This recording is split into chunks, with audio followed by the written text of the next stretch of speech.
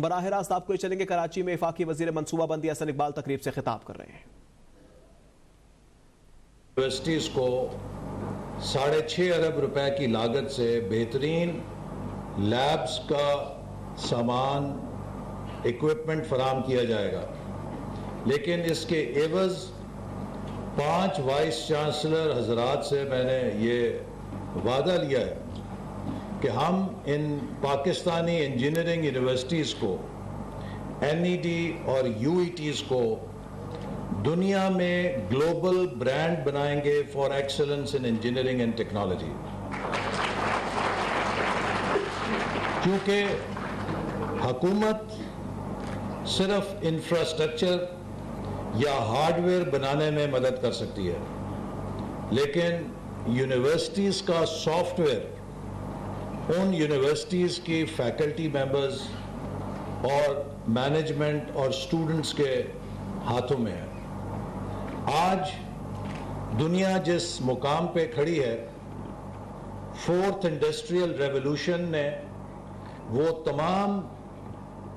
Paradigms, وہ تمام کلیے، وہ تمام ماڈلز irrelevant کر دیے ہیں جو 1st، 2nd اور 3rd انڈسٹریل ریولوشن میں انسان نے بنائے تھے. 1st industrial revolution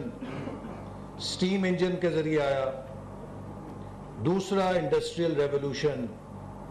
mass production کے ذریعے آیا، تیسرا انڈسٹریل ریولوشن کمپیوٹرائزیشن اور آٹومیشن کے ذریعے آیا. لیکن 4th انڈسٹریل ریولوشن کے ڈرائیورز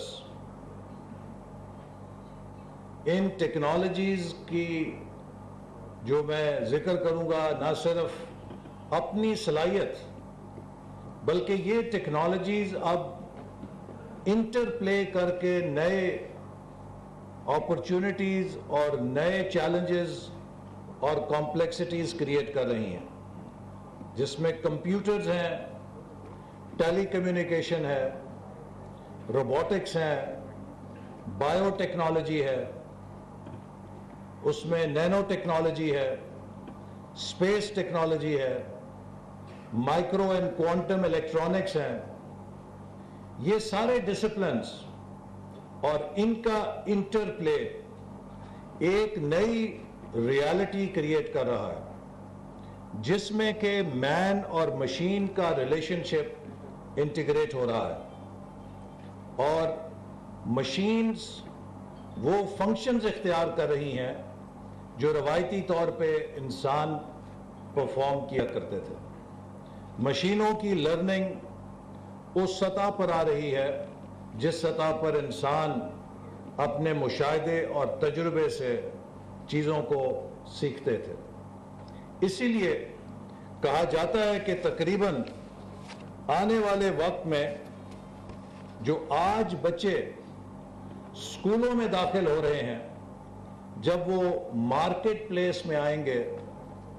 تو 65% جابز جو ان کے سامنے پیش ہوں گی وہ ابھی انوینٹ نہیں ہوئی ہیں،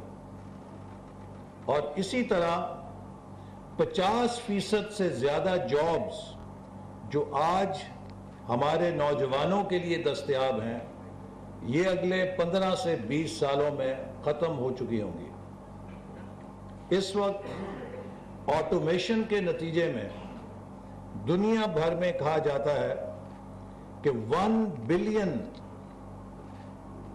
ورک فورس تقریباً ڈسپلیس ہو چکی ہے، جس کا کام آج مشینیں پرفارم کر رہی ہیں. تو اگر ہم نے ان نئے سکلز کو اختیار نہ کیا اور ہم نے آنے والے دور کی ہورائزنز پہ نظر رکھتے ہوئے ان نئی صلاحیتوں کو اپنے اندر پیدا نہیں کیا جن سے کہ مستقبل کی معیشت، مستقبل کی ڈیولپمنٹ ایک ڈیجیٹل دور کے اندر ترتیب پائے گی، تو ہمارا بھی حشر ڈائناسورز کی طرح ہو سکتا ہے. اس کرۂ ارض کے اوپر کئی ملین ایئرز تک ڈائناسور کے نام سے ایک देव हैकल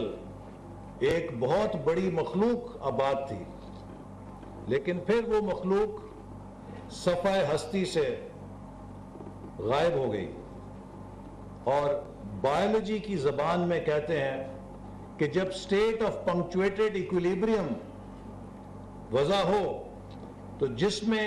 एनवायरनमेंट तब्दील होती है, तो जो स्पीशी उस नई एनवायरनमेंट के साथ एडैप्ट नहीं कर सकता वो सफ़ाए हस्ती से मिट जाता है। तो डायनासोर के गायब होने के बाद चूंकि वो उस नए एनवायरनमेंट में एडैप्ट नहीं कर सकते थे, एक बहुत छोटा स्पीशी जिसे मैमल कहा जाता था उसने इस कुर्रा अर्ज़ पे गलबा हासिल कर लिया। ये बायोलॉजी की दुनिया है जिसका ताल्लुक कई मिलियन ऑफ ईयर्स पुराना है। एंड दिस में all look to you as a fiction, but I will like to take you to very recent history. Karachi में वफाकी वज़ीर मनसूबाबंदी असद इकबाल तकरीब से खिताब कर रहे हैं।